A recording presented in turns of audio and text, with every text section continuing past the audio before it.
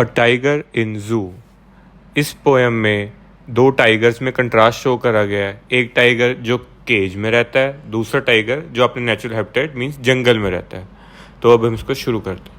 He stalks in his vivid stripes a few steps of his cage on the pads of velvet quiet in his quiet rage. इसमें कहा गया he means tiger जो walk कर रहा है अपने vivid stripes मतलब अपने ब्राइट स्ट्राइप्स, जो टाइगर के ऊपर ब्राइट स्ट्राइप्स नहीं होते ब्लैक ब्लैक, तो उसकी बात करी गई कि वो अपने ब्लैक स्ट्राइप्स के साथ उस केज में मूव कर रहा है। The few steps of cage, few step मतलब कि उसमें लिमिटेड तो जगह चलने की, तो वो अपने वही लिमिटेड स्टेप्स ही चल रहा है। On the pads of velvet quite, on pads of velvet quite means जो उसके पैर होते हैं उसके जो इसके उसके जो पैर पे जो फरी मटेरियल होता है, नीचे वेलवेट की तरह मटेरियल होता है जिससे उसके चलने की आवाज़ नहीं आती पैरों की, इसलिए यहाँ पे कहा गया on the pads of velvet quiet in his quiet rage. मतलब उसको गुस्सा है ना अंदर से, वो गुस्से में चल रहा है, वो अंदर अपने मन में गुस्सा दबा के बैठा है और वो उस गुस्से में केज में वॉक कर रहा है। He should be lurking in shadows sliding through long grass near a water hole where plump deer pass. इसमें कहा गया है टाइगर को तो शेडोज में छुपना चाहिए, लॉन्ग ग्रास में मूव करना चाहिए, वहाँ पे छुप के प्लम डियर मतलब फैट मोटा ताज़ा जो डियर है उसका वाटर बॉडी के पास वेट करना चाहिए, क्योंकि वो उसका शिकार है ना, शिकार के लिए वो वेट करना चाहिए, ये बताया गया है। He should be snarling around houses at the jungle's edge baring his white fang his claws terrorising the village. वो कहते हैं उसको रोर करना चाहिए हाउसेस के, जो जंगल के पास हाउसेस है उनके साथ उसके पास रोर करना चाहिए अपने वाइट फ्लैंक्स और अपने क्लॉज दिखा के विलेजेस को टेरराइज, मतलब उसकी आवाज़ उसके रोर सुन के, उसके क्लॉज उसके पंजों के निशान देख के या उसके वाइट टीथ जब वो घुराता है उसके वाइट टीथ दिखते हैं, ये सब कुछ देख के विलेजेस को डर लगता है, ये बताया गया। But he is locked in concrete cell, his strength behind bars stalking the length of his cage ignoring visitors.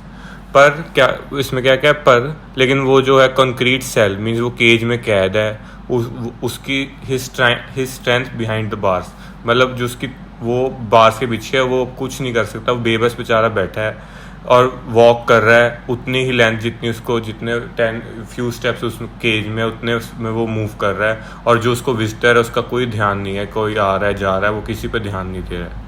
He hears the last voice at night of patrolling cars and stares with his brilliant eyes at brilliant stars. उसको रात के time last voice जो सुनती है वो patrolling cars की होती है जो जू में मूव कर रही होती हैं, और वो स्टार्स की तरफ अपने केज में से ब्रिलियंट स्टार्स की तरफ देखता है और वही स्टार उसकी आइज़ में दिखने शुरू हो जाते हैं क्योंकि उनकी चमक उसकी आइज़ में आ जाती है ना। तो इस पोएम में इतना ही था। अब मैं आपको इसके कुछ पोएटिक डिवाइसेस बताऊँगा। इसके अंदर सबसे पहला पोएटिक डिवाइस है पर्सोनिफिकेशन। इसमें टाइगर को ही कहा गया ना, ही में जो पर्सोनिफाई करा हुआ है। इसके बाद इसके अंदर एलिट्रेशन भी है, जैसे इसमें एलिट्रेशन भी है जैसे कि stalk in his vivid stripes, stalk और स्ट्रिप्स ये रिपीटिंग साउंड है ना एसएस की, तो ये है। उसके बाद locked in a concrete cell see, ये कंक्रीट के की हमारे को रिपीटिव साउंड आ रही है तो ये भी एलिट्रेशन की एग्जांपल है।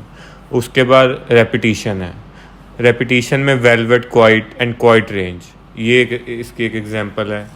Brilliant eyes and brilliant stars ये भी एक रिपीटिशन की ही एग्जांपल है।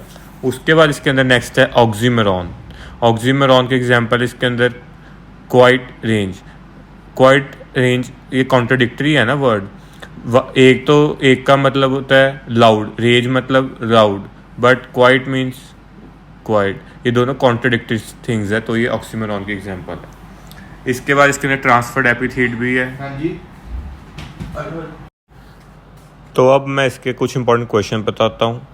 इसमें सबसे पहला इंपॉर्टेंट क्वेश्चन ये आएगा, where does poet think the tiger should have been and where he in reality.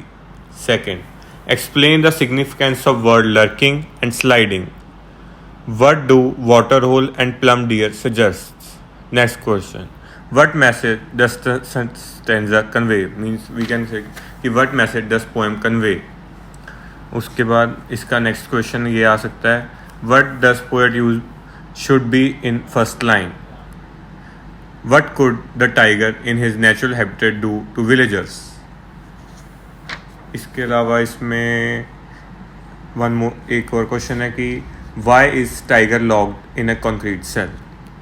ये थे इसके इम्पोर्टेंट क्वेश्चन।